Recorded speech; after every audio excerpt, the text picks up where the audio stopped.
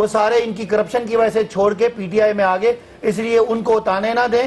اب رہی بات اکانومی کی، اس میں کوئی شک نہیں کہ مہنگائی ہوئی ہے، اور مہنگائی ہے، اور اس کی وجہ کیا ہے کہ جو لاسٹ ایئر پاکستان کا جو خسارہ تھا کرنٹ اکاؤنٹ کا وہ 20 ارب ڈالر تھا، جو کبھی تاریخ میں اس کے قریب نہیں ہوا۔ حکومت نے ایک سال میں اس کو مینج کیا، باہر سے پیسے اکٹھے کر کے 10-10.5 ارب ڈالر وہ قرضہ جو پچھلے 2 ادوار میں لیا گیا اس کو واپس کیا۔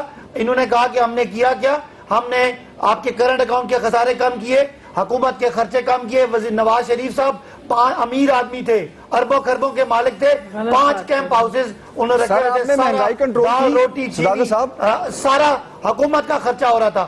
آج عمران خان اپنے گھر میں رہ رہے ہیں اور اپنے گھر پہ خرچہ کر رہے ہیں، اور ہر جگہ پہ کفایت شاری سے کام چلا رہے ہیں۔ سر مجھے بالکل یاد ہے صداقت صاحب، مجھے موقع دیں 1 منٹ، مجھے بالکل کفایت شاری کی ساری باتیں یاد ہیں۔ آپ کے وزراء کہتے رہے ہیں 2 روٹی کی بجائے 1 روٹی کھا لیں، کفایت شاری کریں، بالکل آپ صحیح کہہ رہے ہیں سر، آپ بالکل آپ نے، لیکن کیا آپ نے مہنگائی کنٹرول کی؟ نہیں کی۔ دیکھیں میں نے آپ سے بھی یہی سوال کیا، نہ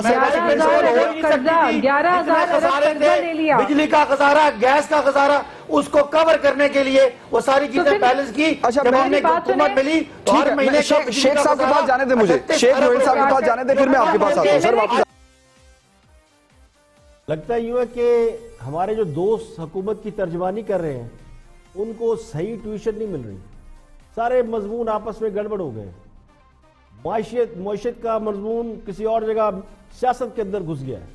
حکمران جماعت اپنی ناکامیاں سابقہ حکومت پر ڈالنے کی اس قدر عادی ہو چکی ہے کہ وہ زمینی حقائق کو بھی تسلیم کرنے کے لیے تیار نہیں ہے۔ دیکھیں مہنگائی کی وجہ یہ نہیں کہ سابقہ حکومتوں نے قرض لیے یا تجارتی خسارہ بہت زیادہ ہے، اس سے دنیا میں مہنگائی نہیں ہوتی۔ دنیا بھر کے کئی ممالک میں تجارتی خسارہ ہم سے کہیں زیادہ ہے، لیکن فرق یہ ہے کہ وہاں کاروبار چل رہے ہیں، وہاں اکانومی بڑی سٹرونگ ہے۔ تو مہنگائی کی جو اصل وجہ ہمارے یہاں ہوئی ہے وہ کاروبار کی تباہی اور روپے کا ڈی ویلیو ہونا ہے، اس کے علاوہ مارکیٹ کی ڈیمانڈ پوری نہ کرنا، یعنی اشیاء کی قلت پیدا ہو جانا۔ تو ڈیمانڈ اور سپلائی 2 چیزیں ایسی ہیں، یہ ایک رول ہے، ڈیمانڈ اور سپلائی ایک رول ہے، سب کو معلوم ہے کہ اسی سے قیمتوں کا تعین ہوتا ہے۔ دوسری وجہ میں نے آپ کو بتائی کہ روپے کی قدر کا کم ہونا ہے۔ کاروبار کا خرچہ وہی ہے، دکانیں وہی ہیں، کاروبار وہی ہے، فیکٹریوں کو خرچہ اتنا ہی پڑ رہا ہے، لیکن خریدار کم ہے، دکاندار کا بھی خرچہ پورا نہیں ہو رہا۔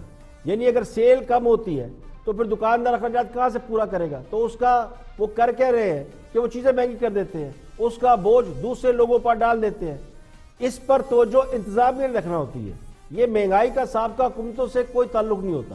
جس رفتار سے حکمران جماعت ہر الزام سابقہ حکومت پر ڈال رہی ہے، تو مجھے تو لگتا ہے کل کو یہ بارش کے کم یا زیادہ ہونے یا موسموں کی شدت میں اتار چڑھاؤ بھی سابقہ حکومت پر ڈال دیں گے۔ تو مجھے یہ لگتا ہے کہ مہنگائی کے حوالے سے ترجمانوں کو اچھی خاصی ٹیوشن کی ضرورت ہے۔